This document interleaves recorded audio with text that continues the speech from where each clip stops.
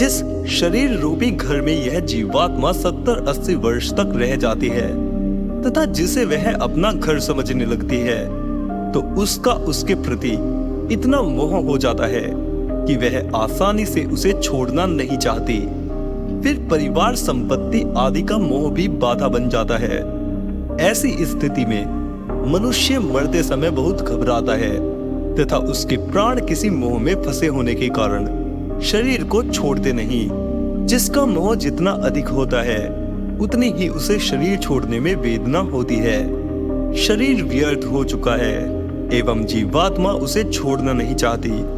ऐसी स्थिति में काफी समय तक उसे जीवन और मृत्यु के बीच संघर्ष करना पड़ता है। उस समय उसके परिजन इस मोह को छुड़ाने के लिए उसके सभी परिजनों को बुला लेते हैं, जिससे उसकी उनसे मिलने की इच्छा शांत हो जाए। मोह भंग करने के लिए उसे गीता भी सुनाई जाती है। उसके सामने गौदान, एकादशी व्रत करना, गायों को घास डालना, दान पुण्य करना आदि का संकल्प भी किया जाता है।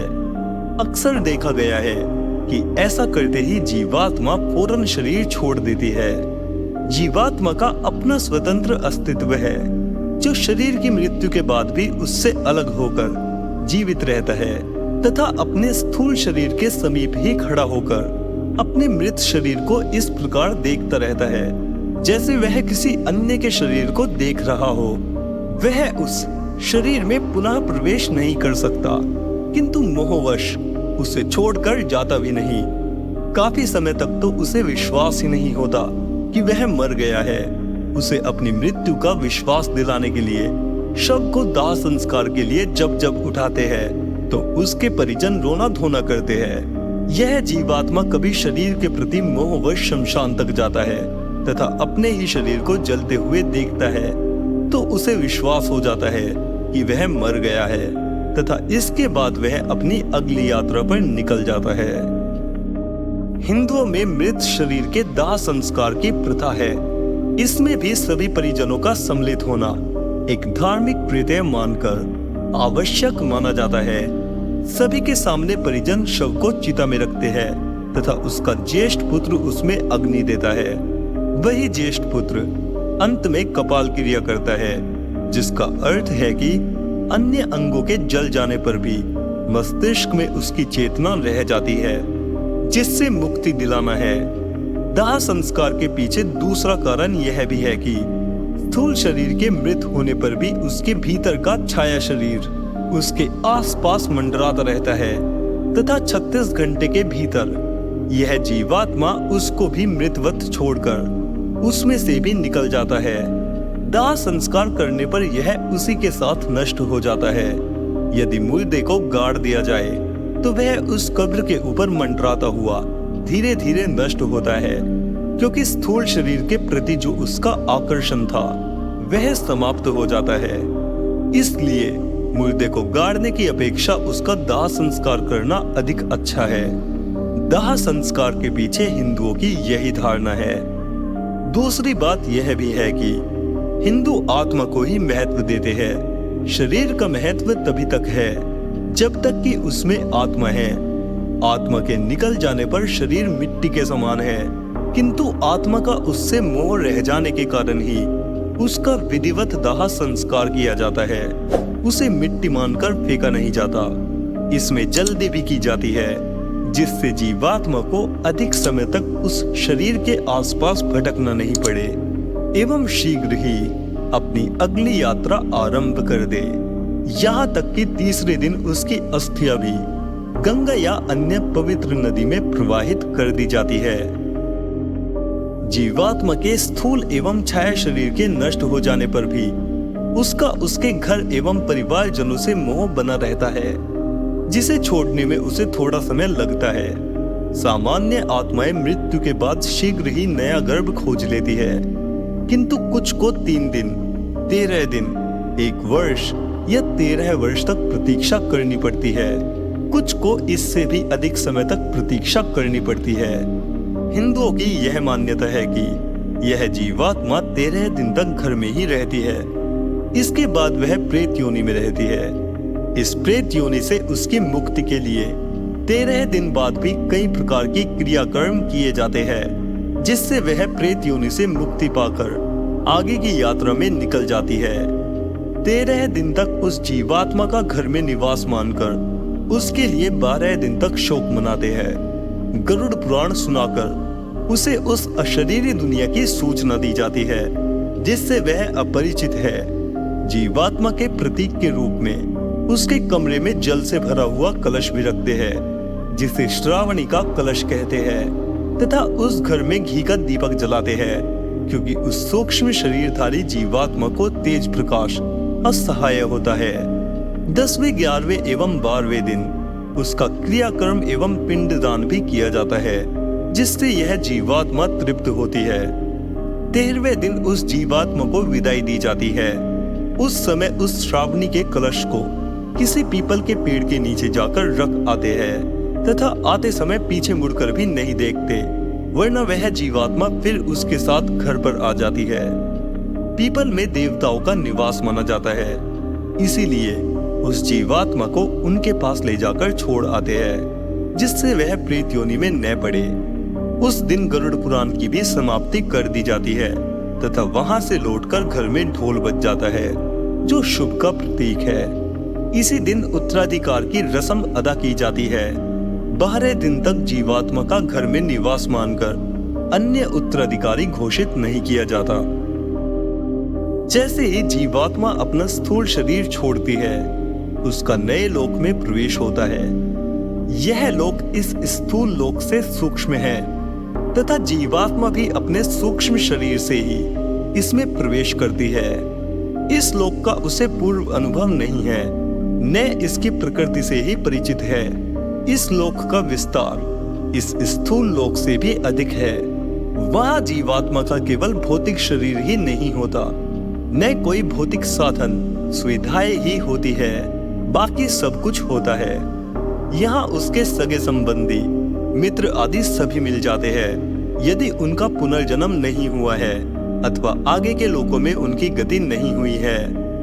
इस लोक में प्रवेश करने के बाद इस संसार की स्मृति उसे थोड़े समय रहती है, फिर वह भूल जाता है। जिस प्रकार स्वप्न टूटने पर थोड़े समय ही उसकी स्मृति रहती है, मृत्यु स्वप्न टूटने के समान ही है, तथा इसके बाद यह संसार स्वप्नवत ही ज्ञात होने लगता है। नए लोक में प्रवेश के बाद वह इस संसार की सभी सुखद एवं दुखद अनुभूतियों से मुक्त हो जाता है। जिस प्रकार घर छोड़कर विदेश जाने वाले को घर की याद सताती रहती है, तथा नए वातावरण में जमने में उसे थोड़ा समय लगता है, उसी प्रकार मृत्यु के बाद नए वातावरण में जमने में उसे थोड़ी कठिनाई होती है। यदि पीछे घर का मोह उसे छुड़ा दिया जाए तो वह अपने नए स्थान पर शीघ्र ही सामंजस्य बिठा लेता है। इस पुराने घर से मोह छुड़ाने के लिए भारत ने कई प्रयोग किए हैं, तथा पूरा का पूरा मृत्यु शास्त्र विकसित किया। तिब्बत में भी इसके कई प्रयोग हुए हैं। मृत्यु के समय यह जीवात्मा स्थूल शरीर सहित समस्त स्थूल लोक एवं स्थूल पदार्थों का त्याग कर देता है। केवल इस जन्म में किए गए सभी शुभाशुभ कर्मों के संस्कार, स्मृतियां, अनुभव, कर्म आदि की गठरी बांधकर अपने साथ ले जाता है। इन्हीं से जीवात्मा का सूक्ष्म शरीर बनता है, जो उसका स्व शरीर है। इस जीवात्मा के एक नहीं बल्कि 7 शरीर है, जिसका निर्माण उसकी घनता के आधार पर हुआ है। सबसे स्थूल यह स्थूल शरीर था, जो छूटा है। अन्य 6 शरीर अभी विद्यमान है। जीवात्मा द्वारा की गई प्रगति के अनुसार ये 6 शरीर भी कर्म से छूटते जाते हैं, तथा ज्यों-ज्यों अधिक घनत्व वाले शरीर छूटते जाते हैं, त्यों-त्यों जीवात्मा हल्की होकर आगे के लोकों में गमन करती जाती है। 7 शरीर नष्ट होने पर ही वह मुक्त होकर परमात्मा में लय होने का अनुभव करती है। इसीलिए प्रत्येक शरीर का छूटना उसकी प्रगति का सूचक है। कुछ व्यक्ति इसी जन्म में साधना द्वारा 7 शरीरों को नष्ट कर देते हैं, जिससे वे मृत्यु के बाद सीधे ही मुक्ति को प्राप्त हो जाते हैं। उनका अन्य किसी लोक में गमन नहीं होता। ऐसे व्यक्ति जीवन मुक्त कहलाते हैं। जीवात्मा का यह सूक्ष्म शरीर मुक्ति पर्यंत बना रहता है, तथा इसी के द्वारा वह विभिन्न लोकों में गमन करता है। सूक्ष्म शरीर के छूट जाने पर नया शरीर ग्रहण नहीं हो सकता। यह सूक्ष्म शरीर ही पुनर्जन्म ग्रहण करता है। मृत्यु के बाद जीवात्मा स्थूल शरीर को त्याग कर सर्वप्रथम जिस सूक्ष्म लोक में प्रवेश करती है उसे काम लोक या प्रेत लोक कहते हैं। यह स्थूल लोक से कम घना किंतु अन्य लोकों से अधिक घना होता है। जिन जीवात्माओं पर अशुभ कर्म संस्कारों का भार अधिक होता है उनका घनत्व अधिक होने से ये इसी लोक में रुक जाती है।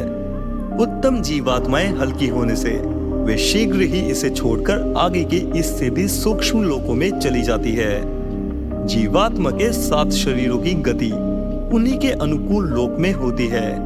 इस प्रेत लोक में जीवात्मा को अपने कर्मों एवं वासना के अनुसार सुख दुख की अनुभूति होती है। इस लोक में कष्ट झेलकर जीवात्मा शुद्ध होती है तथा शुद्ध होकर वह इससे मुक्त होकर आगे के लोक में प्रवेश करती है जो इससे अधिक सूक्ष्म है। प्रेतात्मा का लिंग शरीर भी 7 परतों वाला होता है जिसमें यह प्रेत बंद रहता है। उनके नष्ट हुए बिना उसकी इस लोक से मुक्ति नहीं हो सकती। प्रत्येक परत में वह थोड़े समय रहता है फिर वह उसे छोड़कर मुक्ति की ओर बढ़ता है। साधारण जीव अपनी अपनी प्रकृति के अनुसार 5 से 50 वर्ष तक रहता है। जिनकी आत्मोन्नति अधिक हो गई है उनकी ये परतें शीघ्र ही नष्ट हो जाती है जिससे वह अगले लोक में शीघ्र ही चला जाता है। जो उपयुक्त आहार विहार से अपना जीवन शुद्ध रखता है तथा जिसकी वासना मंद रहती है वह शीघ्र ही स्वर्ग लोक पहुंच जाता है। बीच के लोकों का उसे ज्ञान भी नहीं रहता। जिसकी पार्श्विक वृत्तियां रही है वे इस प्रेत लोक के अनुकूल खंड में ही जाएंगे। अकाल मृत्यु, कत्ल, आत्महत्या, दुर्घटना, युद्ध में मरने वालों के लिए अलग नियम है। यदि वे जीव शुद्ध है, यदि लोक हित में अपने प्राणों का उत्सर्ग किया है तो उनकी विशेष रक्षा होती है। जिनकी जितनी उम्र बाकी रह गई है उतने समय वे आनंददायक निद्रा में रहते हैं किंतु अन्य लोगों को होश बना रहता है। बहुतों को मरते समय बातों का विस्मरण नहीं होता। वे कामलोक की गहरी परत में ही रहते हैं। आयु समाप्त होने पर वे कामलोक में जाते हैं। वे उस मृत्यु की पीड़ा का बार बार अनुभव करते हैं। ऐसी मृत्यु किसी बुरे प्रारब्ध वश ही होती है। जीव की सभी आशा, तृष्णा, राग, द्वेष उसमें रहते हैं। इसी से वह दूसरों को देखता भी है तथा उनके कार्यों में हस्तक्षेप करता है। अन्य सहायक उन्हें आगे जाने में सहायता करते हैं किंतु इन प्रेतों के यह समझ में नहीं आता।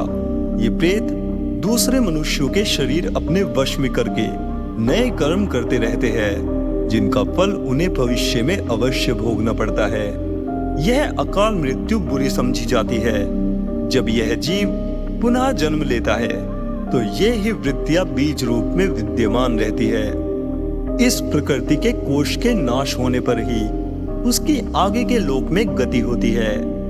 हिंदुओं में जीवात्मा की इस प्रेत योनि से मुक्ति के लिए अनेक कर्म किए जाते हैं जिनमें वार्षिक श्राद्ध, गया श्राद्ध आदि है तथा अंतिम श्राद्ध बद्रीनाथ में किया जाता है। इसके बाद यह माना जाता है कि वह जीवात्मा प्रेत योनि से मुक्त होकर अगले लोक में चली गई है अथवा उसका पुनर्जन्म हो चुका है।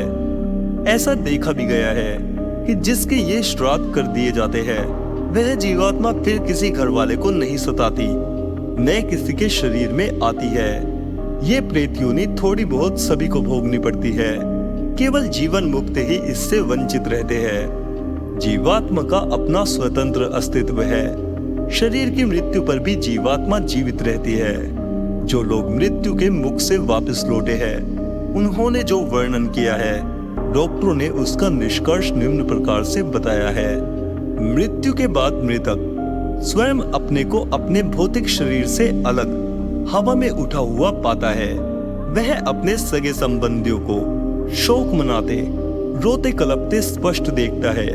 वह उनकी आवाजें भी सुनता है किंतु उसकी आवाज कोई नहीं सुनता। वह अपने पार्थिव शरीर की अंत्येष्टि होते भी देखता है। अंततः उसे एक अंधेरी गुफा में होकर जाने की अनुभूति होती है। फिर वह स्वयं को एक प्रकाश लोक में पाता है। यहाँ उसके मित्र, परिवार की सभी दिवंगत आत्माएं उससे मिलती है और उसकी सहायता करती है। इस दिव्य लोक में उसे असीम आनंद, प्रेम और सुख की प्राप्ति होती है। वह पुनः इस भौतिक शरीर में आना नहीं चाहता, किंतु किसी अज्ञात प्रेरणा से उसे पुनः आना पड़ता है। ऐसे सैकड़ों उदाहरण हैं, जिससे यह सिद्ध होता है कि मृत्यु के उपरांत भी हमारी सूक्ष्म सत्ता विद्यमान रहती है तथा पुनर्जन्म के समय यही अपने उपयुक्त भौतिक शरीर में प्रवेश करती है। पुनर्जन्म की भी कई घटनाएं हैं, जिसमें आत्माएं अपने पूर्व जन्म का हाल बताती है। वे अपने नाते रिश्तेदारों को भी पहचान लेती है। इन सब का यही अर्थ है कि मृत्यु सिर्फ शरीर की ही होती है। जीवात्मा बार बार शरीर परिवर्तन करती है। सम्मोहन क्रिया द्वारा भी व्यक्ति को अपने पूर्व जन्मों में प्रवेश कराकर इस चेतना का हाल जाना जाता है। इससे भी इसका समर्थन होता है।